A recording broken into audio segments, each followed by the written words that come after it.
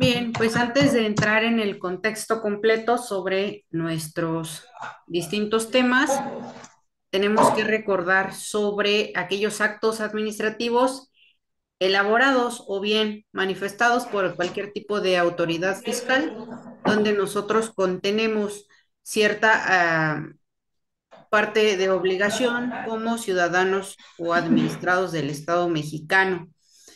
Y recordemos que en esta cuestión de la defensa administrativa, pues es el tipo de defensa que se realiza a través de los recursos administrativos, es decir, que se pueden impugnar actos y resoluciones, tal como van a también reconocerlas dentro de alguna de las cápsulas informativas, donde estuvimos hablando precisamente de algún recurso en esta materia tributaria. Y en especial, pues vamos a encontrar su recurso de revocación, que es un medio de control interno. Por favor, ahí si pueden apagar, Valeriano, tu micrófono, porfis, hay demasiado ruido para la clase. Gracias. Ahora sí, regresando al contexto, sobre estos medios de defensa que podemos utilizar, vamos a hablar sobre un pequeño resumen del recurso de inconformidad y del recurso de revocación, que son los que presentamos en materia fiscal con el propósito de que la misma autoridad fiscal revise aquellas inconformidades que hacia nosotros nos están causando un tipo de agravio y que por supuesto podemos manifestarlas con base en este escrito. Y el recurso de revocación, pues es un medio de control interno con el propósito de que la misma autoridad fiscal revise su propia actuación. Se determina si estuvo conforme al derecho para luego revocar, modificar o confirmar la resolución impugnada. Y en el segundo punto que hablamos del recurso de inconformidad que viene por parte de la ley del Seguro Social, recordemos que el Instituto Mexicano del Seguro Social también funge como una autoridad fiscal y este procede contra los actos que lesionen los derechos como contribuyentes de los patrones, asegurados o beneficiarios, es decir, trabajadores o los dependientes de estos. En este tipo de defensa jurisdiccional, pues proponemos que básicamente un tercero imparcial dirime las controversias entre la autoridad fiscal y el contribuyente. Y bueno, aquí la autoridad fiscal no es precisamente la que nos va a resolver, que no debemos confundirlo con un juicio contencioso administrativo federal o el bien llamado juicio de nulidad. En este juicio de nulidad, pues nosotros vamos a entender que el contribuyente no satisfecho por la resolución de algún caso administrativo o por verse afectado por actos de autoridad, decretos y acuerdos de carácter general, puede demandar la nulidad del acto, decreto o acuerdo ante el Tribunal Federal de Justicia Fiscal y Administrativa. Por lo tanto, este mismo juicio sobre la justicia fiscal, pues nos va a llevar a nosotros a identificar que tenemos una tercera instancia que recordemos es el juicio de amparo y va a ser materia de lo que vamos a estar platicando en esta clase para efectos de que si existe alguna duda, pues podamos compartirla. Voy a compartir nuestro material.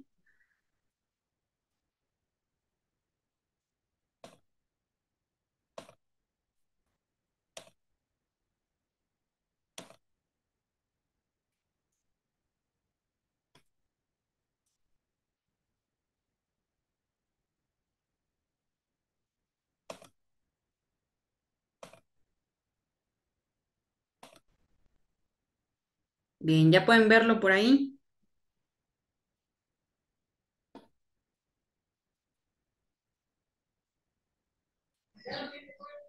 Sí, profesora, sin problema.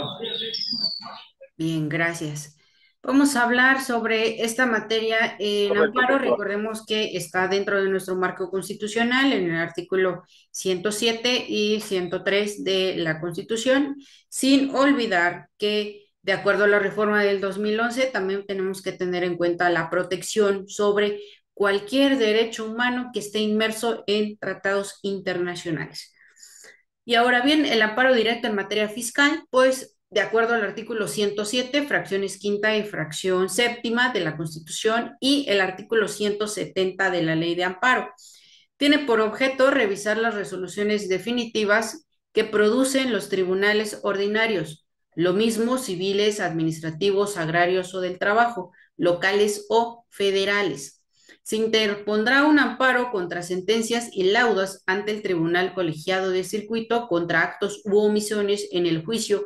Se presentará ante el juez de distrito cuya jurisdicción se encuentre en el lugar del acto reclamado. La Suprema Corte de Justicia podrá conocer de amparo directo, de oficio o a petición de su interés o trascendencia. ¿Qué tenemos que tener en cuenta aquí sobre esta sección del juicio de amparo en materia fiscal? El amparo directo, pues obviamente va a surtir efectos después de que exista un proceso fiscal, ya sea por parte interesada o de manera oficiosa, donde por parte del Tribunal de Justicia Administrativa ya hayamos recibido una resolución que tendría que ser ejecutada o acatada y que, por lo tanto, consideramos que nos violenta algún derecho fundamental, algún derecho humano, o bien existe también fallas o violaciones a los principios que rigen el debido proceso. Recordemos la demanda y sus requisitos, que son básicamente guiados, nos tenemos que guiar también por la ley de amparo, ¿no? Se hace por escrito y no es necesario la protesta legal ni hechos o antecedentes. Recordemos que estos son principios generales sobre nuestra ley de amparo. Aquí yo les puse algunas indicaciones sobre lo que contiene nuestra ley, que no tenemos que olvidar. Ahí mismo está la parte de los preceptos sobre derechos humanos violados, conceptos de violación, mismos que son razonamientos lógicos jurídicos, es decir, estamos ante una formalidad en este juicio de amparo. Bueno, dentro de estas etapas del procedimiento del amparo directo, no olvidar que la demanda deberá presentarse por conducto de la autoridad responsable dentro del término señalado. Dentro de 5 días, la autoridad debió certificar la presentación, conceder o negar la suspensión, correr traslado al tercero interesado, si es que existe, rendir un informe justificado como respuesta. Recordemos que estos plazos o estas pautas están meramente considerados en nuestra ley de amparo, porque aquí ya tenemos que regirnos ante la autoridad competente. Sin olvidar que también podemos encontrar sobre el amparo directo adhesivo, que es en favor del tercero interesado, es decir, que nosotros vamos a estar de parte del amparo principal y adhesivamente, por supuesto, nos adherimos nada más a este amparo directo. Recordando una de las distintas bases sobre este amparo en materia fiscal, no quiero que olvidemos el marco jurídico del cual ya hemos estado hablando, que considera el Código Fiscal. Por ejemplo, si se trata sobre impuestos, recuerden que tiene que ser proporcional dependiendo del hecho generador, es decir, lo que nosotros estamos hablando o lo que nosotros estamos tratando de interponer mediante este mismo, ¿cómo llamarlo? Proceso, ¿no? Fiscal, donde estamos defendiendo nuestro derecho ahora de forma jurisdiccional y ya no nada más en un tipo de procedimiento. Recordemos que tanto en el amparo fiscal también existen los medios de impugnación, porque estamos hablando que de manera general sería un amparo directo y contamos con los recursos de revisión, el recurso de queja, el recurso de reclamación, que podrán ser utilizados también en favor a cada uno de nosotros. Ahora bien, de forma general podemos decir el amparo indirecto en materia fiscal, pues es un proceso jurisdiccional autónomo cuyo fin es revisar los actos de autoridad para saber si fueron o no violatorios de las garantías individuales de los gobernados. Este es el típico amparo administrativo y fiscal. Procede contra leyes y actos diversos que no sean sentencias definitivas y se inicia ante un juez de distrito o tribunal unitario de circuito.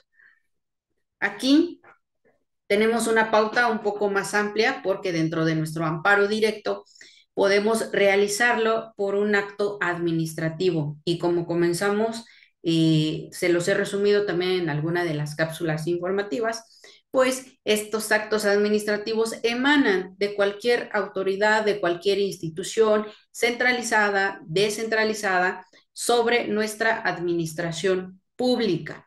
Y cada uno de estos actos, recuerden que la misma ley sobre los procedimientos administrativos contiene que deben tener plena identificación, plena fundamentación y motivación sobre lo que se trata la circunstancia para no dejarnos también en un estado de indefensión, aunque únicamente se trate de un procedimiento.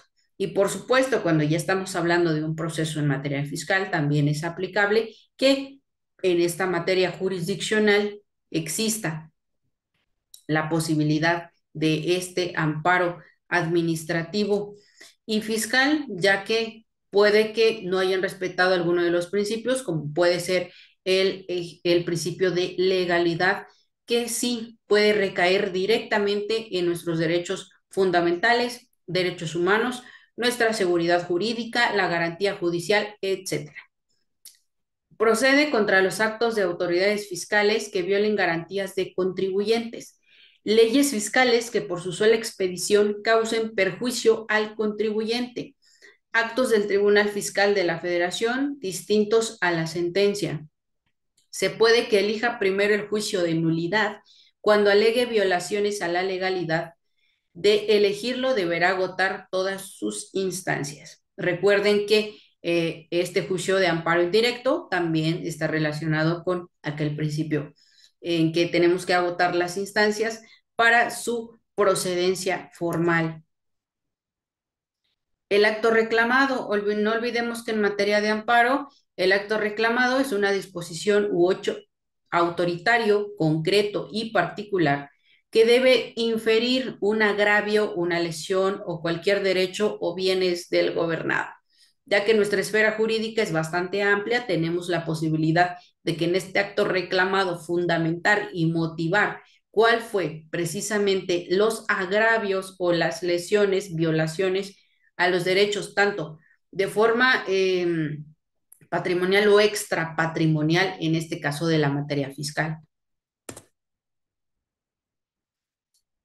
Los actos u omisiones de autoridad que violen los derechos humanos reconocidos y las garantías otorgadas para su protección por la Constitución Política de los Estados Unidos Mexicanos. Los actos u omisiones de autoridad son precisamente los que vamos a tener que encaminar o recomendar en este sentido, porque pues se tratan de autoridades fiscales. Y recordemos que dentro de estas autoridades fiscales, nuestro principio de legalidad indica que tenemos que estar pendientes de la actualización, al menos en México, año tras año, sobre la miscelánea fiscal. Acá hay una pequeña nota que a partir del 4 de octubre del 2011, el juicio de amparo se convirtió en un medio jurisdiccional de protección de los derechos humanos. También las sentencias cambiaron, ya que deberá identificarse que el derecho humano ha sido violado por la norma general, acto u omisión de la autoridad.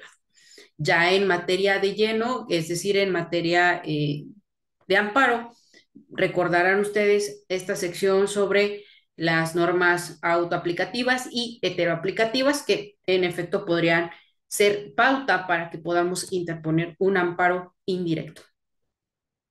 Sobre las normas generales, actos u omisiones de la autoridad federal que vulneren o restrinjan la soberanía de los estados, siempre y cuando se violen los derechos humanos reconocidos y las garantías otorgadas para su protección por la Constitución Política de los Estados Unidos. Las normas generales, actos u omisiones de las autoridades de los estados que invadan la esfera de competencia de autoridad federal, que vulneren o restrinjan la soberanía de los estados, siempre y cuando se violen los derechos humanos reconocidos y las garantías otorgadas para su protección por la Constitución. Por eso hablaba que también teníamos que agotar las instancias, porque significa que pues este proceso pudo haber continuado a pesar de estar vulnerando o restringiendo algún derecho humano, alguna garantía individual o bien el derecho fundamental. Recordemos que es una parte importante esta sección sobre la jurisdicción y la competencia, porque si bien podría tener jurisdicción una autoridad, no significa que sea competente para conocer del asunto. Y eso es ahí donde nosotros también tenemos esta o estos medios de defensa para poder interponerlos. La invasión de esferas debe promoverlo el gobernado, debe considerarse que proviene de la autoridad incompetente con el cual infringe garantías individuales. Es decir, estos efectos de competencia, pues ya sabemos que podrían causar una improcedencia. Los requisitos de la demanda de amparo indirecto, que por supuesto podemos corroborar con nuestra ley de amparo. Por escrito, el artículo 108, la comparecencia y otras formas. Es decir, si no está escrito, ustedes pueden acudir ante el tribunal colegiado de circuito y realizar su demanda de amparo indirecto. Por medios electrónicos, recuerden que los medios electrónicos nos piden lo que es la firma electrónica dentro de este Poder Judicial para poder estar plenamente reconocidos y que podamos actuar bajo estos principios electrónicos que pues también nos han dado una oportunidad de que la tecnología sea parte, sea un medio de estos medios jurisdiccionales que utilizamos por telégrafo, vía electrónica y otros medios. Recordemos que todavía se utilizan. Lo importante aquí es llegar a esta plena comunicación entre el ciudadano, el gobernado y el Estado. Bueno, el contenido está inscrito en la 108, pero hay que recordar qué es lo que sucede con esta omisión de requisitos, ¿no? Entonces, si bien no está la subsanación, está la ampliación o modificación de la demanda, ¿no?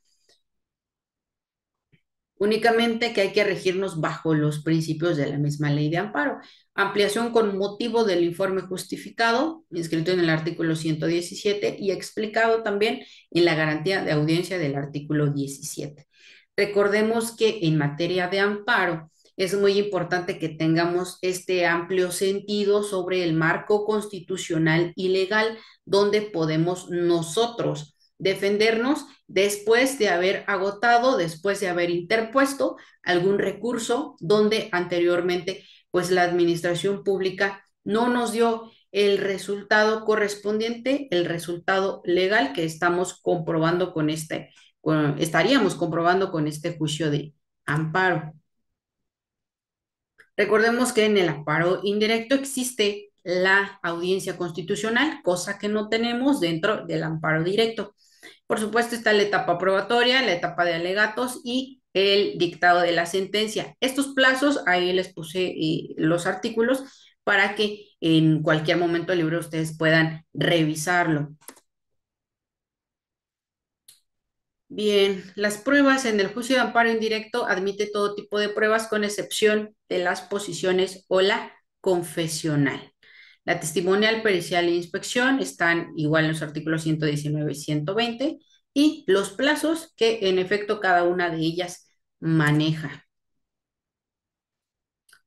Por supuesto, dentro de este juicio de amparo, como nuestra tercera instancia, también tenemos recursos como medios de defensa interpuestos ante nuestra autoridad, es decir, nuestro tribunal, como el recurso de revisión y el recurso de queja, los mismos que van a estar inscritos en nuestra ley de amparo. Y bueno, de manera general, esa es sobre nuestra última unidad. Me gustaría saber si existe hasta el momento alguna duda, alguna aportación. Buenas tardes, maestra, buenas tardes, compañeros. Por mi parte, no está bastante claro. Agradezco la oportunidad y una disculpa por haber llegado un poquito tarde, pero estamos laborando. Muchísimas gracias, maestra, por la atención y la clase. Gracias. Gracias, Alejandro. No, no se preocupen. Es comprensible. Todo bien, maestra, de mi parte también. Todo perfecto, de momento, maestra. Muchas gracias. Bien, Valeriano, sí, sí, de nada.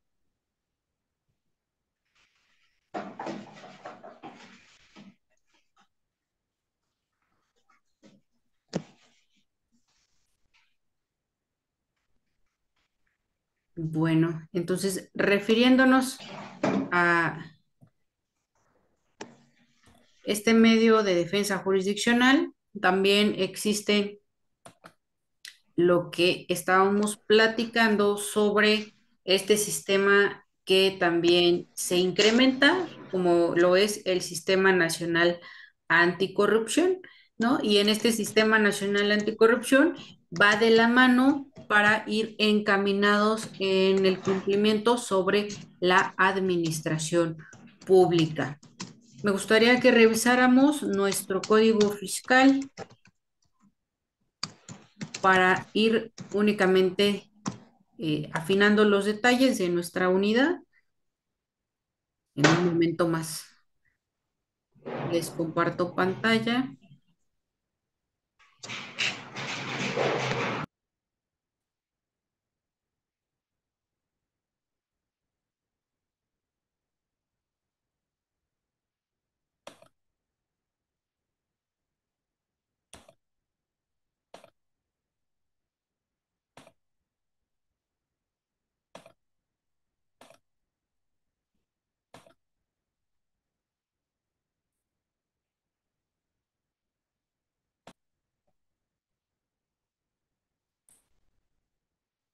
Y bien, no olvidar que es tanto estos medios o recursos o bien el juicio de amparo que tenemos para protegernos ante las autoridades fiscales. También tenemos el otro apartado donde lo platicamos en nuestra primera clase, podríamos terminar en responsabilidades civiles, responsabilidades administrativas o, en el peor de los casos, en una responsabilidad penal. Y esa es la parte con la que vamos a continuar.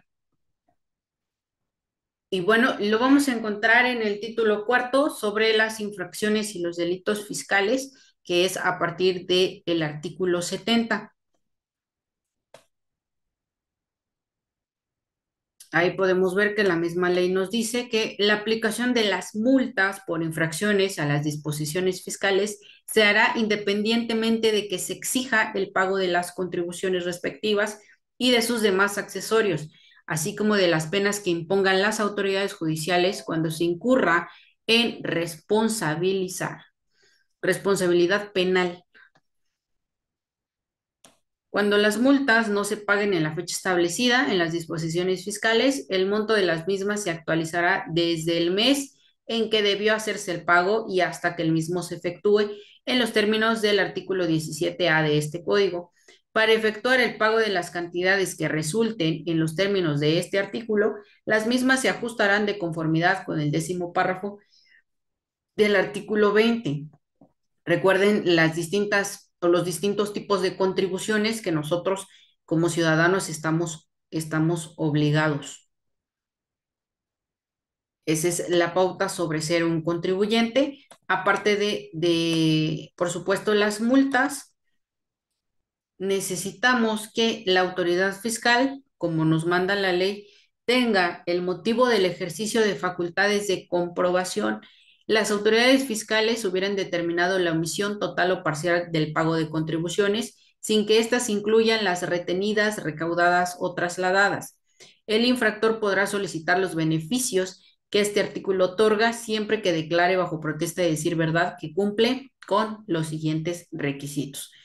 Recuerden que las autoridades fiscales contiene, aparte de toda la clasificación de contribuciones en las que nosotros estamos obligados, que nosotros tengamos esta posibilidad de información, que estemos informados cuál es la circunstancia que nos está aconteciendo como dentro de una responsabilidad, en este caso todavía administrativa. Nos da las distintas pautas. Vamos a ser más específicos. En el 71 nos dice, son responsables de la comisión de infracciones previstas en este código las personas que realicen los supuestos que en este capítulo se consideran como tales, así como las que omitan el cumplimiento de obligaciones previstas por las disposiciones fiscales, incluyendo aquellas que lo hagan fuera de plazos establecidos.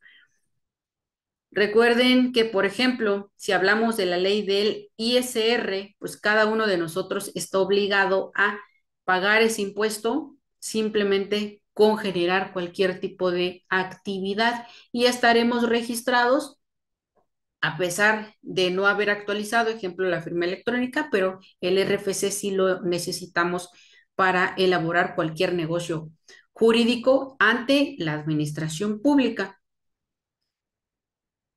Por supuesto que los funcionarios y empleados también pueden terminar con alguna responsabilidad. Y dice, tratándose de funcionarios y empleados fiscales, la comunicación a que se refiere el párrafo anterior lo harán en plazos y formas establecidos a los procedimientos.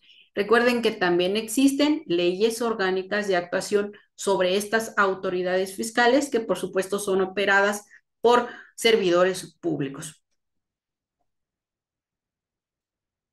Las omisiones, ¿no?, que sean descubiertas por las autoridades fiscales, pero estas omisiones también tienen que ser plenamente notificadas y tienen la posibilidad de que podamos corregir esta circunstancia, es decir, dando las actualizaciones necesarias sobre las contribuciones y así podamos también subsanar lo que son el pago que todavía nos quedaría pendiente y es lo que la autoridad nos está exigiendo.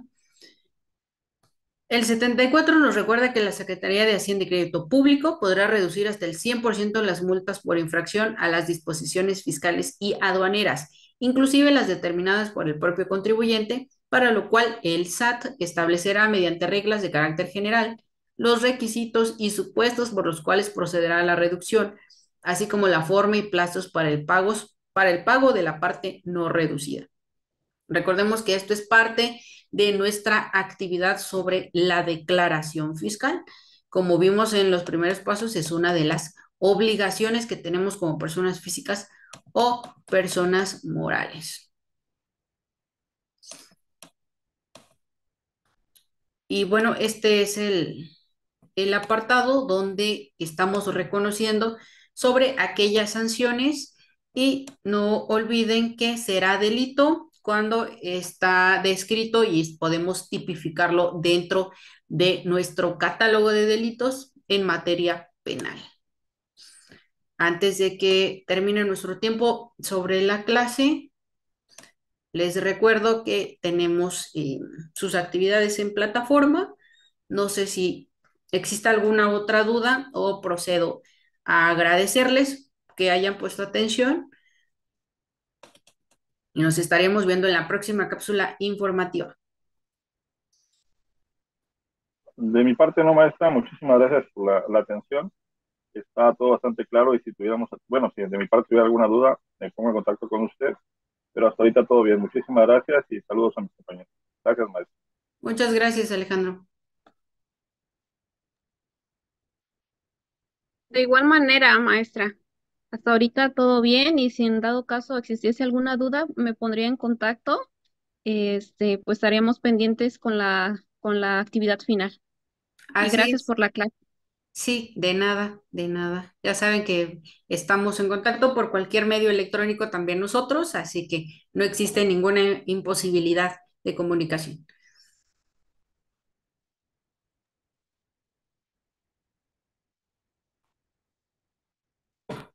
Bien, siendo así, les deseo una excelente tarde y mucho gusto en compartir con ustedes. Hasta luego, maestra. Buenas tardes. Compañeros, Gracias, buenas maestra. Gracias. Saludos a Muy buenas todos. tardes. Gracias. Gracias.